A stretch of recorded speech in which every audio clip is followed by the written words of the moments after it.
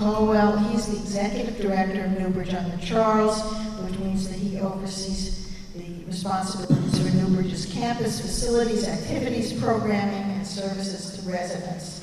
He has over 25 years of experience within the hospitality industry, working in front office, food and beverage offices at Sheraton and Hilton hotels, as well as having hotel-wide responsibilities as a general manager.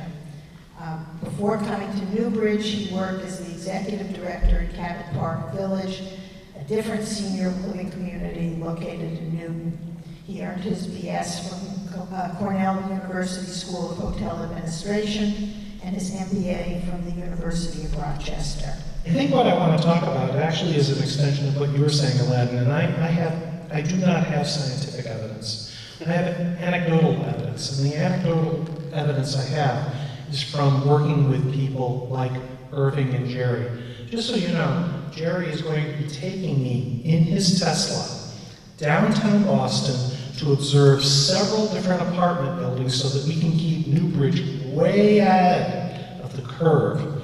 That's where Jerry comes from. And if you notice, the one commonality we have between Irving and Jerry is they want to make a difference. They want to contribute. They want to cut the edge that defines not just themselves, but the world around them. And my anecdotal evidence is that everybody who lives into their late 80s and 90s are continually cutting an edge. It might be cutting an edge with their child. It might be cutting an edge with their spouse. It might be cutting an edge with work. It might be cutting an edge writing a book. It might be cutting an edge with new designs that will make a difference in the world. But they're cutting an edge. And I see people deteriorate when they cease to do that. It's very much what you were saying, Aladdin.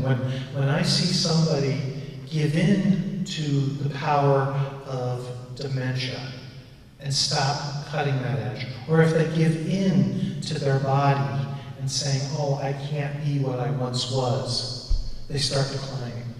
I mean, if you look at Irving, who's been legally blind since birth, not once did you hear him say, I could not see.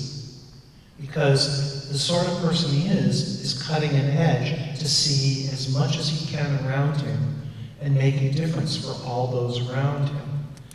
And so I guess for me, it's such a privilege to work at a place like Newbridge, because I'm exposed to individuals that are continually doing something that puts me in awe. And I cannot begin to tell you how that affects me personally, how I work with my children differently, or I am just a different human being with them, or with my wife. You know, I've been married 33 years, and she is a new person to me because I get to see who she is through the eyes of people who've been married 60 years. It's an amazing thing to have that ability, as you said, Irving, to have that, oh no, you said it, Ellen, to have that open mind that actually allows you to gain wisdom. And I even write about that in one of my chapters. I talk about how when one chooses to listen a different way, when one chooses to hear somebody not as what they're saying, but who they are behind what they say, to hear why they're saying, to hear what the little tiny tidbit that will make a difference in my life. Because everyone I've ever come in contact with has a wisdom that I do not have yet. And it comes from all their years of living, whether it's they're young and it's a short time of living, or it's long.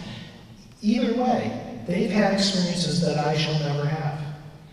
And to be able to hear somebody in such a way allows me to know that I can be something for somebody else. Irving, you unlocked that for me, and I just admire you so much, as you all know. The other thing that I admire about, actually you too, Jerry, I admire you as much as I admire Irving on this subject, is the idea of creating legacy.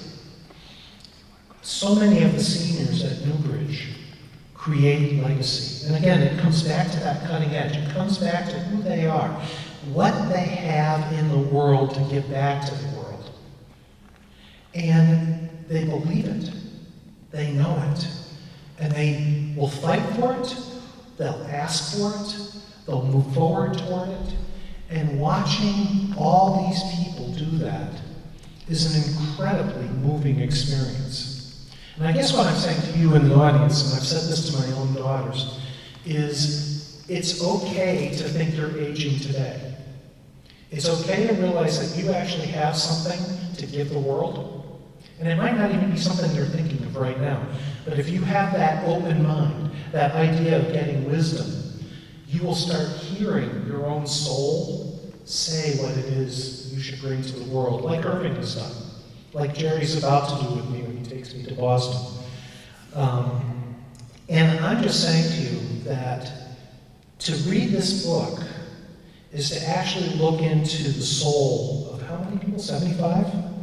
75 different individuals who said not only was it important enough for them to write down what it was that Irving asked them to write down, but to be thoughtful about it. To actually say, how may what I write make a difference for somebody in the future? It's a remarkable book, not because it's going to be a great textbook or it gives us great insights into aging, although it is all those things. I say it's a great book because it actually helps you as a reader, me as a reader of all the other chapters, unlock something in my own possibility of giving wisdom to others. So, I'm sorry you took all my ideas, but I hope I added to them. I just want to say it's been a pleasure. I mean, a true pleasure to be with all of you. But Irving, you in particular, have made a big difference in my life, so thank you.